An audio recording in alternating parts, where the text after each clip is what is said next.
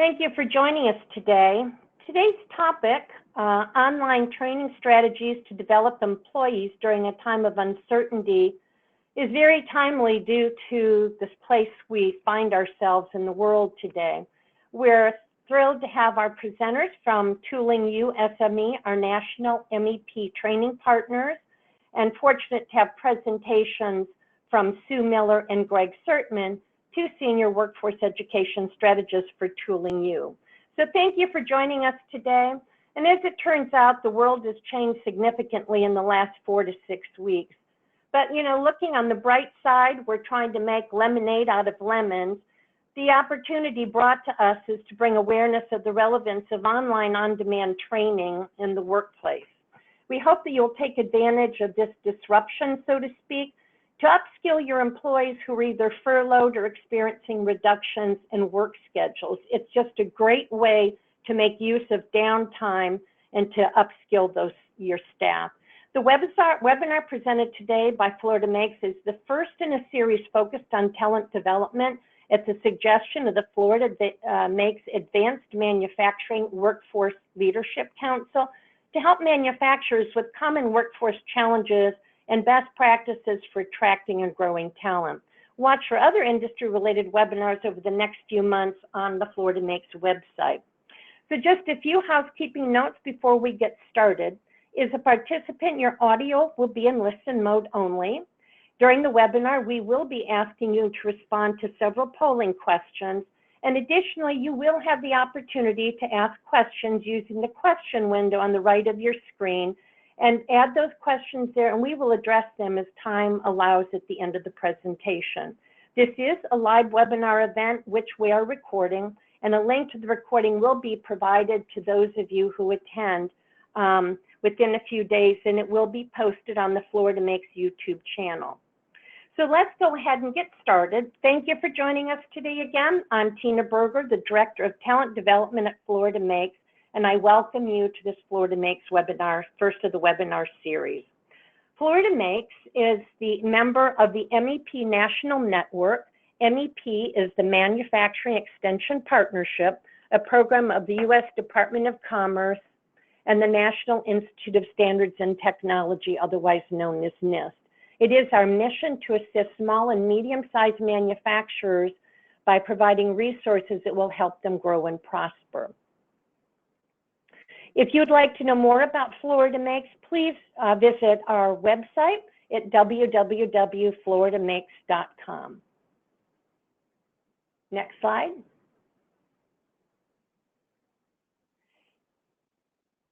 So at this time, it is my pleasure to introduce Sue Miller.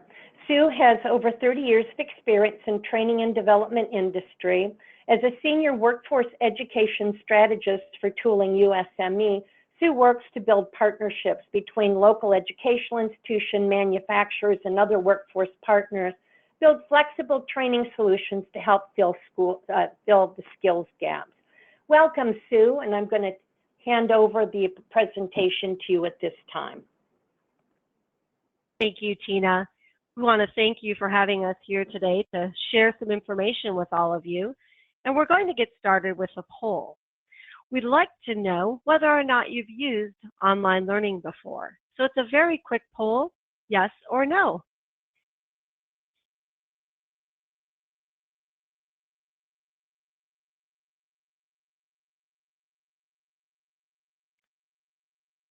In a moment, that poll will be closing.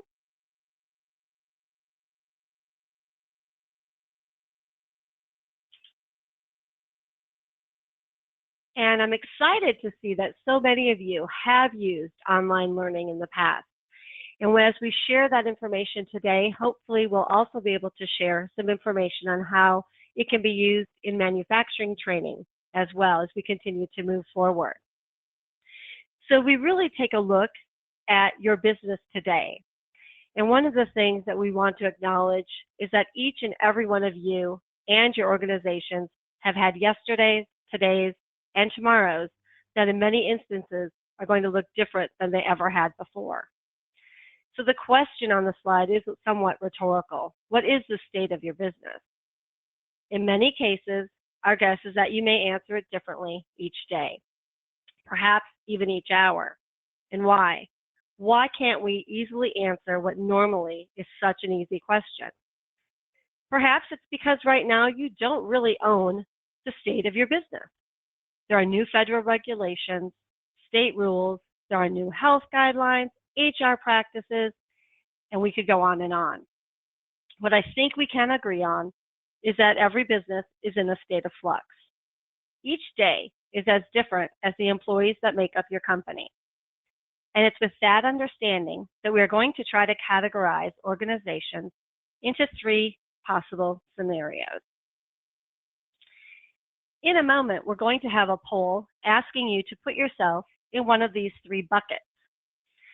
You're going to have a chance to tell us if you look like bucket A. The arrow is skyrocketing. Your product or service is in high demand. You're working differently. You might be maintaining 6 feet separation. You might even be checking temperatures at the door or bringing on new people fast and furiously. Your organization is working, you are producing, and you are trying to meet increased demands for your essential product or service. Some of you today might find yourself in bucket B. In this scenario, you were going full speed ahead, and then COVID-19 hit, and your company took a left turn. Your normal product and service has changed, but your skills, your machines, your knowledge, it's all needed. You are the people or organizations that have found a way to quickly convert talent to a new essential need. You are transforming. And that means many of the above points from bucket A are starting to take place. Or perhaps you're in scenario C. You were going full speed ahead, and then COVID-19 hit, and you had to take drastic measures. Perhaps you've closed, gone to a skeleton crew to meet minimal demands. Perhaps the government has closed you. They have said you are not essential at this time. You may have had to lay off or furlough people. You may have asked them to make concessions, to try to work from home, to work different hours or shortened hours. We understand that each of these scenarios are real. They are perhaps scary. They are most definitely unplanned. So let's take a poll and see where you put yourself today.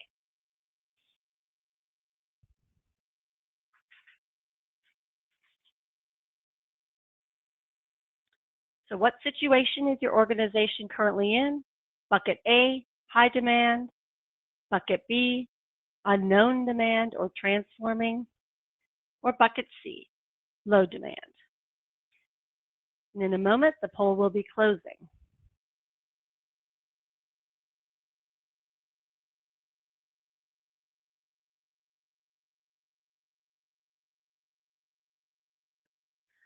Okay, excellent. I'm excited to see that for the majority of you, you're still in demand, whether it was your known demand or your unknown demand. When we take a look at that and we look at those of you that are in high demand, many of you may be feeling like you're underwater. And this could be true for those of you that are transforming as well. You know what you're doing, but you're not sure when you're going to reach the top. When is it going to be done? You're accomplishing things, you're working as fast as you can, but you don't have the time to do anything else. Hopefully, those of you that identified in bucket A are nodding your heads and going, yes, it kind of feels a little bit that way. Those of you that identified yourself in bucket B are like that middle picture. You know what you're doing. You know how to do things. Perhaps it's additive manufacturing. But you're a little lost. You're making a different product. You're using your tools. You're using your skills in a different way. You're out of your comfort zone. It's kind of like being lost in the weeds. You're happy that you're working, but you're not necessarily sure of the direction that you're going and what things will look like at the end of the path. Your business is transforming, and so are your people. Those few of you that identified yourself in bucket C, you're probably very fearful, not sure how the business is going to come out of this, and will you just suddenly come back as quickly as that light switch switched off? Will it switch back on again? Will your suppliers and your customers be there and be ready? So we're curious and afraid at the same time. With each and every one of these scenarios, there are different opportunities for formal training. Some have greater opportunity than others, and some have more opportunity for on-the-job coaching. So if we look then at the same skills and different use, this is really a lot like those of you in both bucket A and bucket B, but especially bucket B. Those in bucket A who have been going and doing their job as normal, full speed ahead, don't have a lot of time to train. Perhaps you have time to enact some quicker lean processes, or you figured out a way to do orientation training differently because you're bringing people on faster. But many of you don't even have time to really sleep. It's just full speed ahead. But those of you in bucket B, these are the companies we hear a lot about in the news. And you have to wonder sometimes, how did they transform so quickly? Those of you that placed yourself there are also probably having your head spin sometimes. Every day, it's a different story. One news story I heard the other day, a woman said, "I'm doing what I can because I know that every 10 minutes I have saved a life." This is someone who used to make auto parts and is now making face shields. And with that, her mindset towards her organization changed. She was making a difference. We hear about things that 16 different companies are suddenly working on treatments or vaccines. We have animal hospitals, vets, and zoos donating their equipment that's used on animals for now human use. The amazing ways that people are changing. What kind of training can you possibly be doing now? It might be process training. You're teaching new processes because you're building new products. You may be putting up safety reminders or quick safety tips before people come into your place of work. A big part of that is creative thinking, problem solving, and perhaps even lean manufacturing training may be going on. For the next group, that group in section C, they typically have the time to train. Next slide, please, Greg. They have to train for the future. They have current needs. They might have individual development plans. They seem like they have time to train, but at the same time, realistically, they may be watching budgets. No one has a crystal ball to know when things will go back. And when they do go back, they don't know what things will look like. But our guess is this, that those of you that are transforming or are looking at a downturn right now, you all have great employees. You have employees that when unemployment was low, you were doing everything possible and are currently probably doing everything possible now to hang on to them, because we know that good people are hard to find. So there are different options. What can we do in this downtime to train? If you were an organization that had individual development plans, great. Take this opportunity to have conversations about career pathways, to talk about skill gaps, places where knowledge and other skills can be honed. Have that conversation to start a training plan. If you were an organization that was in the midst of cross-training, great. Keep that up with knowledge building. Create mentorships. Identify resources and find a new way to cross-train. It may look different, but you can build those skills and build that knowledge. If you were in the middle of a training plan, if you had great organizational development plans in place, don't just stop. If you can, think creatively, find a way to keep that training going differently. What can you do given the current restrictions? In the end, the goal is to keep as many of your people feeling valued as possible, which leads to some best practices and best intentions. And these are best practices for both you and your people. Whenever you're training, whenever you're looking together to pull people together and share knowledge and increase those knowledge and skills, we're still looking at your organization as a culture. It's a culture of people, a reflection of their leadership. So now is a wonderful time to remind everyone that they are important.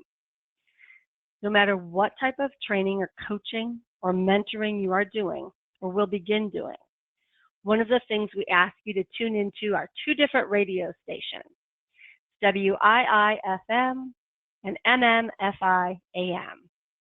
The WII-FM is one we've all often heard before, what's in it for me? And the MMFI is make me feel important about myself. What it means is when we offer training and we offer thoughtful training, we're letting people know they are valued. We're listening to them, asking questions. You never know who's going to have the next great idea. And I think we've seen that a lot given the current situation. So many amazing, wonderful ideas have come out from people creatively thinking and problem solving together. We need to value everyone's time and value your own time. Time has taken on a little bit of a different meaning right now, but letting people know why. Why are we offering training now? And why might we offer some development in this way? It's going to help everyone. It will help your culture, it will help your company, it will help themselves. Looking to that future. We hear of companies that are lending their employees to others to help get the job done. But if you're one of those, let them know you want them back. And let them know the reason you might be lending them out. We're trying to help everyone prepare for change. So having those check-in points to find out how they're handling this change is important. We know from studies that there are 3 different ways that people react to change. Some jump up and down, yay, love the change, love the difference. They're those early adopters that are kind of those cheerleaders. The second group, the larger group, that kind of big majority group, are those that wait to see what happens to those early adopters. Is it a phase or is it going to make a difference? Is it real? And they'll join and support that change. And when they do, they are going to be the ones that will really push that change forward. And we also know there are some who will never accept that change. And that's okay. That's a natural, and that happens. But the goal at this time, especially during a time of uncertainty, is to have a pulse on who your people are, where are their strengths, and where are their gaps. Often we say, if only I had the time. Some of us now have that time. Once it's determined, then you can move forward. And that's what Greg Sturtman, my colleague, is going to help you do next. As a senior workforce education strategist at Tooling U-SME, Greg is responsible for supporting Workforce Partner Network, which includes the MEPs in 21 states, and providing talent and learning solutions to manufacturers across the country. Greg sits on the Board of Education at Polaris Career Center and is on the Board of Directors at the National Coalition of Advanced Technology Centers, NCATC, and is passionate about providing career exploration experiences for America's youth. He has been selling learning solutions directly and indirectly to manufacturers for more than 25 years. With that, I turn it over to Greg. Thank you, Sue. Well, I'm really excited to be spending a little bit of time with about 100 Floridians right now. And I'll tell you why I'm excited. Is because about three weeks ago, I got some bad news, like I'm sure a lot of you got similar bad news, is that we weren't allowed to go anywhere. And I was supposed to travel to Miami tomorrow morning, and that's not going to happen. So I'm excited about being able to talk to 100 people from Florida. So that's pretty cool. At least in my book it is. But I'm here to talk to you a little bit about the partnership between Florida Makes and Tooling U-SME, and more importantly, what that could mean for you. So Tooling U-SME, who are we? I don't want to assume anyone's even heard of us before, but we are best known for our inventory of over 500 online courses in several different functional areas. You see a list of those functional areas here in my, I think it'd be a safe bet to know that everyone on this webinar can resonate with a handful of different functional areas of here. And you have staff that are in very specific roles that line up with these functional areas. So what we have done and what manufacturers across the country have told us and really like about this approach is the way that we've organized our courses into different functional areas. So these are the 10 that you see here. And within each of the 10, and by the way, on average, there's a little bit over 100 courses on average in each one of these functional areas. And if you want to learn more about the specific courses that's in each one of these functional areas, the Florida Makes website is a great place to go. There's an area called Workforce Development where you're going to see the same 10 functional areas in the same color with the same icons. Go ahead and click on each of those icons and you'll see all the different courses associated with each one of them. So that's how we organize our courses that have been very helpful for manufacturers. Once a functional area is selected, then you'll need to determine for your employees, how long they will need access for each of these functional areas. And so there's different options available. There's the 90-day, 180-day, and 365-day option. And it's really all about how many courses you feel that employee needs and how long you think it's going to take for that employee to complete those courses. What I'm going to do next is I'm going to select one of these 10 functional areas and just take a slightly deeper dive to give you a feel for what that looks like. So we're going to choose maintenance because everyone on this call, if you're associated with a manufacturing plant, you have to have maintenance folks to be able to keep that going on a day-to-day basis. And what employers really like about the maintenance package is that we've identified different or specific roles within maintenance. So I'm guessing you can look at these list of bubbles here on the left-hand side and say, yeah, we have folks in several of these different roles. And then we've broken down our courses even more by identifying the courses associated with each role. Why is this important? Because not all courses apply to every single employee within the scope of maintenance. You may have maintenance folks who have been there for 25 years. You may have had technicians that you've hired a few months ago. They're going to have an array of different skill sets all over the board. And what we feel like is what we put together a package that's going to address all of it. So, for example, in the maintenance fundamentals area, you're going to want to, and you're going to see courses like basic measurement and blueprint reading and math fundamentals. And one of the most popular classes that's happening these days is personal protective equipment. Yes, we actually have a class on that. But your 25-year veteran is probably been there, done that. So we have advanced level classes. And just to share a few of those with you, robot troubleshooting, industrial network integration, PLC installation practices, and here comes my favorite, pneumatic schematics and circuit design. Yeah, it took me about 4 times to get through that class to know what I was talking about. But my point is that this package works for the novice, it works for the veteran, and everyone in between. And it does take a little bit of time to really look at the courses and get a feel for which courses are going to benefit which level of employees in this functional area. And that's an opportunity for you as leaders of manufacturers to really sit down with them and have a productive conversation with them about their development. I can tell you, if you have employees who are the millennial age and younger, they welcome these kind of opportunities. They're really excited about talking about what's next for them. So you can have a really productive conversation with them about their next steps in your organization.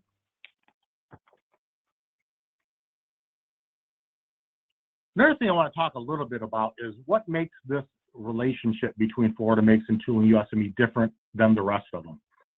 So there's 4 areas that I want to talk a little bit about. Number 1 is our industry-driven content. So a class is not created on our end unless we have at least a few, perhaps more, subject matter experts that our curriculum developers are working with on a weekly basis to make sure that we're doing the right thing. We have a team of around 30 designers and developers who are very skilled at building online content. But without the partnerships between the subject matter experts, that's really not going to take us too far. So we really pride ourselves in the fact that all of our content is industry driven, and that's really important.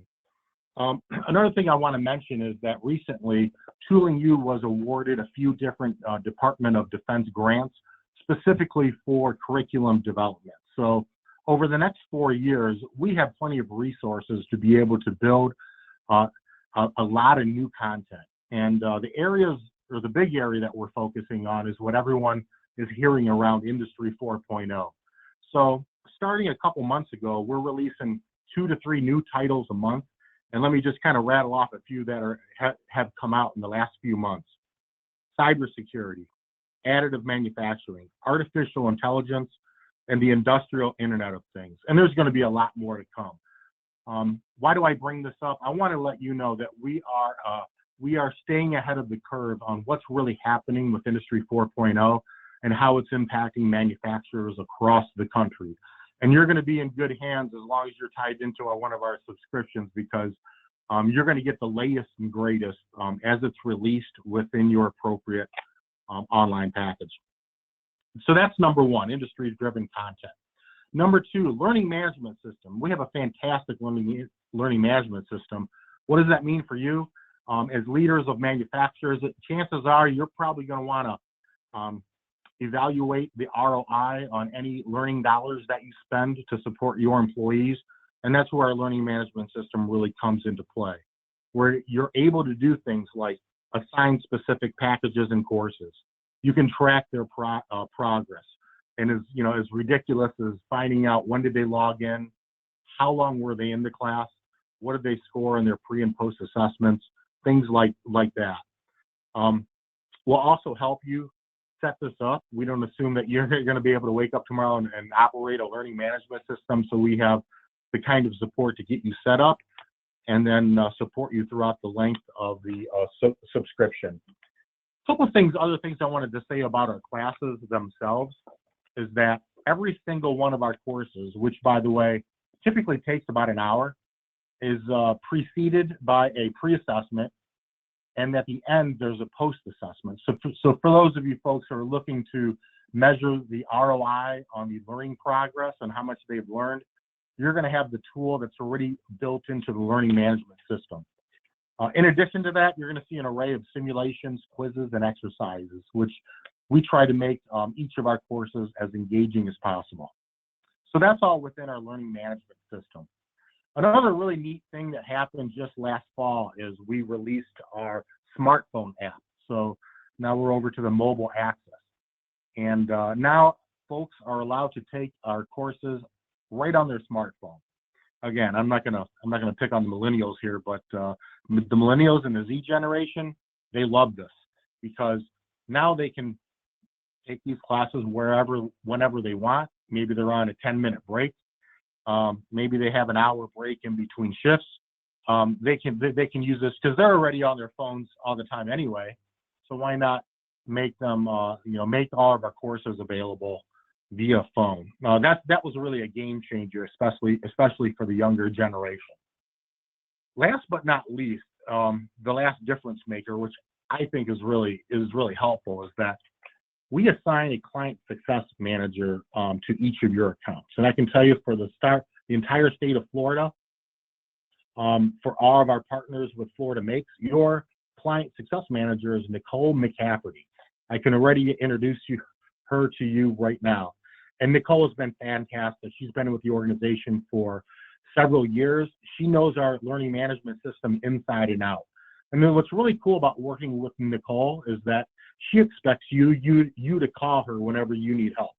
And she's going to be able to help you with anything, because I guarantee you, if you're going to be managing this learning function within your organization, you are going to need some help from time to time as it relates to pulling reports, maybe setting up new custom packages, maybe setting up different tracking rights.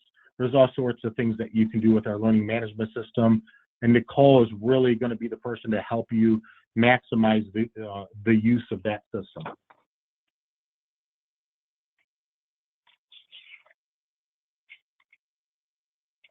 All right, this is my favorite slide because It's really cool.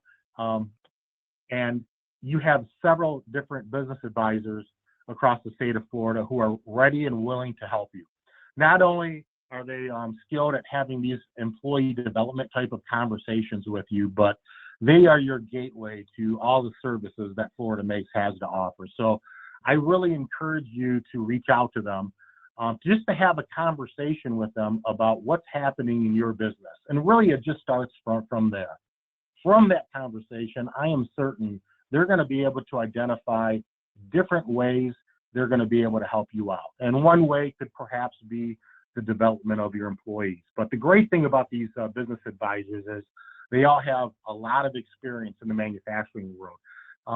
Most of them have been one of you, where they were handling operations or they were a president of a manufacturing organization, and they bring all that experience to the table. So those first 2-3 meetings with your Florida Makes business advisor is almost having like some free consulting with someone who knows the business inside and out and knows all the services that are available through Florida Makes. So I really encourage you to go ahead and maybe jot down their name and number if you know who that is right now.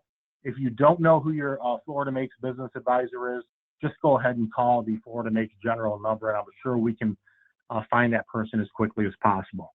Another reason why, and I really want you to call them, is because we have a limited time offer going on right now for our 90-day all access subscription. But I'm not allowed to tell you what that is right now. You're just going to have to call your Florida Makes business advisor to find out. With that said, I want to turn it back over to Tina Berger to facilitate any questions or comments that you may have. Thank you.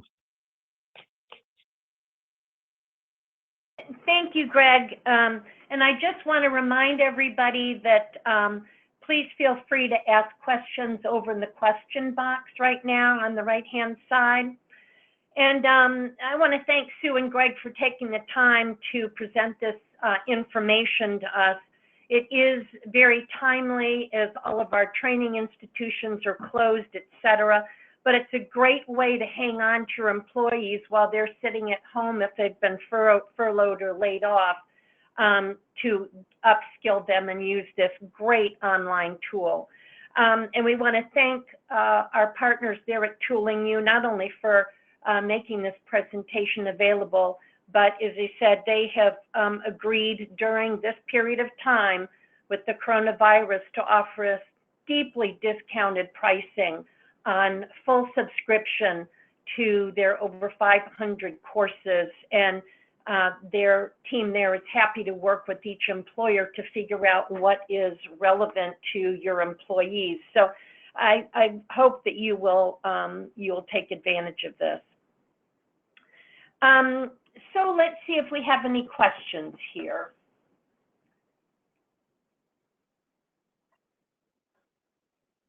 James, did you have any questions that you wanted to share? I have one here. How much time does it take to complete a typical course online? Yeah, so this is Greg speaking. It depends. It depends on how much of the content that someone is already familiar with. They would likely be able to click through the courses a little bit faster if they're more familiar with the topic at hand. I can tell you in general, across hundreds of thousands of people taking our courses over several years, a couple of decades, the average time is about 60 minutes. We have heard that folks can get through them as quickly as about 35, 40 minutes. And for some folks, it may take a little bit longer than an hour. All right. And let's see, we have one now. What if our job descriptions are out of date? Can you still help us with training?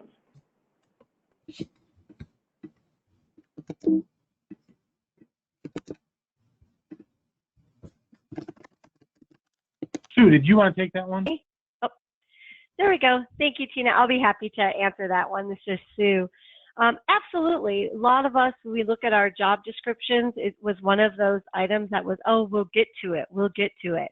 And perhaps we haven't yet gotten to updating any of our job descriptions. But we can work with you either way, not only with your Florida Makes team, but also with Tooling U-SME. We can take a look at those current job descriptions you have available, and we can map them to the courses that we have. But you also can take an opportunity to perhaps run a virtual focus group. Look at your jobs and the way they're currently being run. Look at the way your job description is laid out with those, right now, those knowledge and skills and abilities that are needed. And do a little process check. Are we still working the same way that we were when that was going on? And so, but you could actually take a moment to perhaps do a little bit of upskilling or rewriting of those job descriptions and then create a training plan from there. If at any time or if not at any time, but when you are back face-to-face within that, there's also opportunities for people to come and observe work and help you create those new job descriptions as well. So again, working with your Florida Makes team to really identify where there are strengths in your current description and where there are areas to improve is the first place to start. And then from there, a training plan can be built. Thank you. All right, thank you, Sue, for that. One more. Is 100% online training solution the most effective way to learn technical skills in the manufacturing world?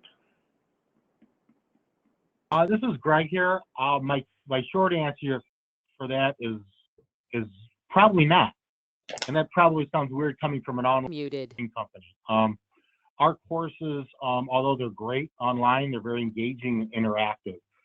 No one's hiring welders who have only been through online classes, so our content marries up very nicely with a lot of the on-the-job training and mentorship that's happening across America that's being delivered by the manufacturers themselves. And it also works very nicely with lots of academic programs, whether there be at universities and engineering programs, colleges and their manufacturing programs, or a lot of career and technical education high schools who offer these kind of programs. So it marries up very nicely right now. That being said, we're living in a time, at least right now, where unfortunately we can't get to those education institutions. So we're really relying heavily on the on-the-job training and the hands-on that's happening at the manufacturer. But we are a very nice complement to that. So as you know, as much as I want to say, being able to take 2, 3, 4 online courses per day is great right now, and it is. You know, when we come out of this thing, you want to get back there to get some hands-on somewhere. Okay, thank you very much. And a question about, I'm going to put this in just myself, about oftentimes people take their best employee and move them into a supervisory position, and they really are not trained to be supervisors, even though they're great technicians. Are you able to put together a program with the company if they ask to figure out what kind of supervisory courses you have that could help them move in successfully into that role?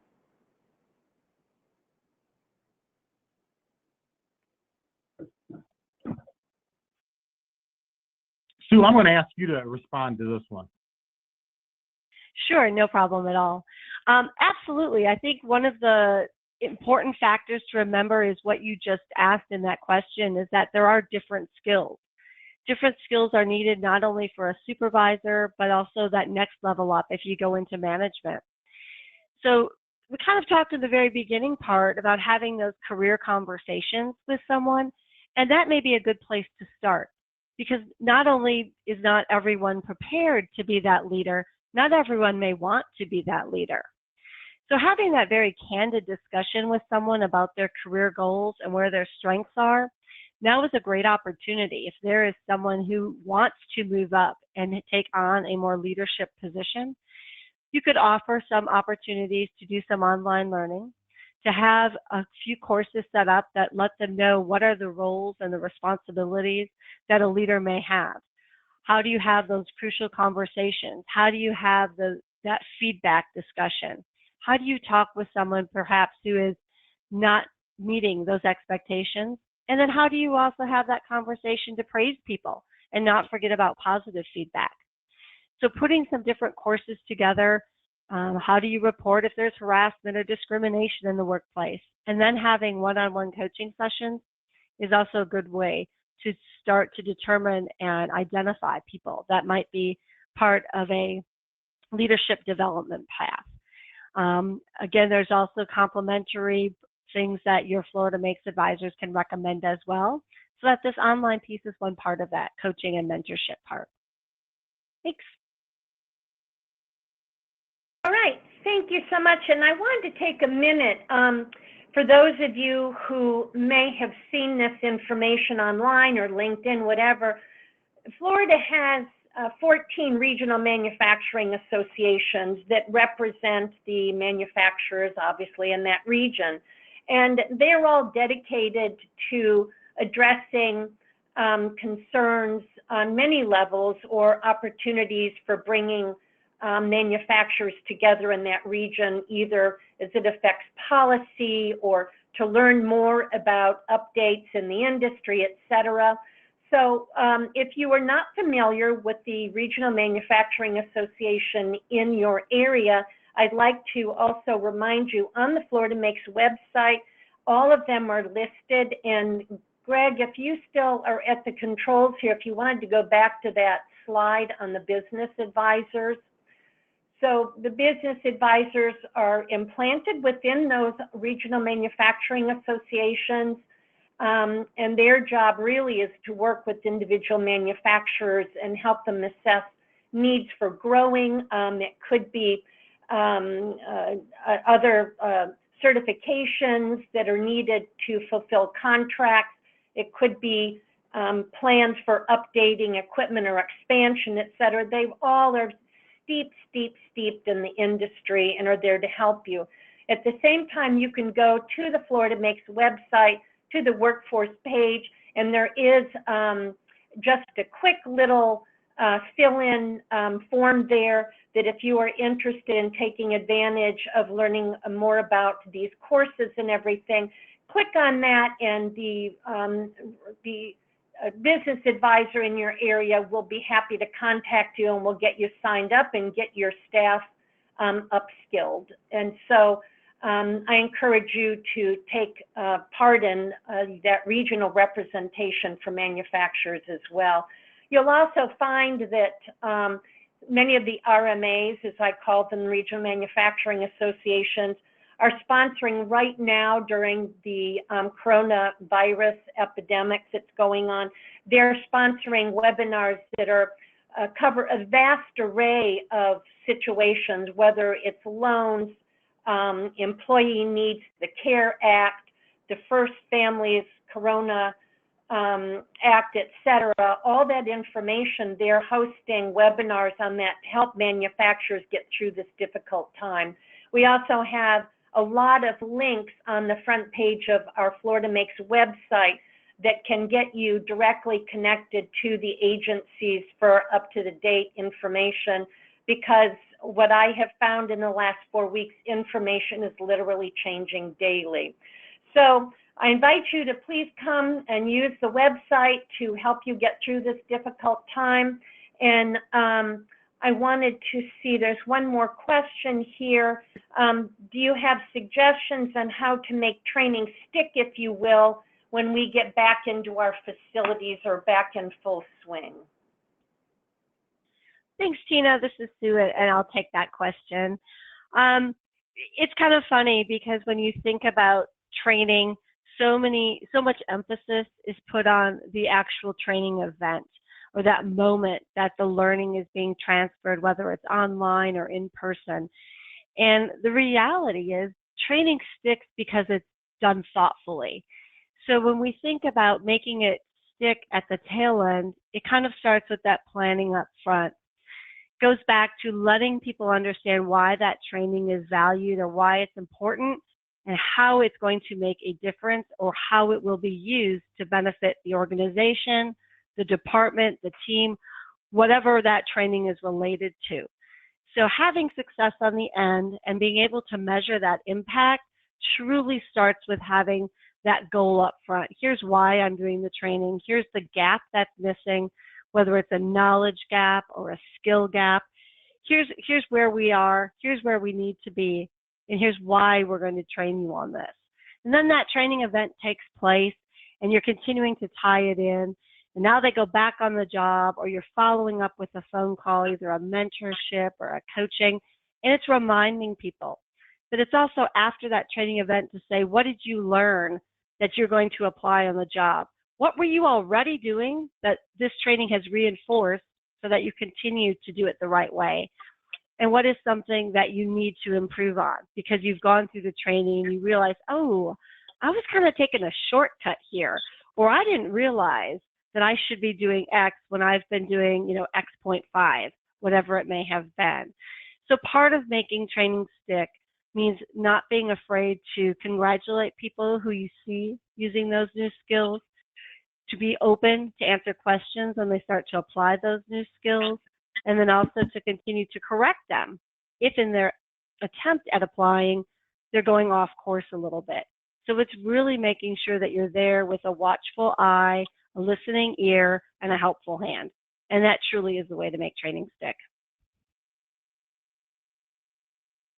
All right, thank you very much. And one more question here is, what category in the Tooling U catalog would we find leadership training classes? My short answer for you that is all of them. So regardless of package that you choose, we'll go ahead and put in the supervisory / leadership related courses and go ahead and add those to whichever technical functional package. Because when you think about leadership, it's it's across all, if you can remember, all 10 of those of those different buttons that I had on the one slide. Leadership is involved in every single one of them. But you do have specific courses addressed as supervisor, entry-level supervisor, training 1, etc. Is that correct? Yes, we do have a handful.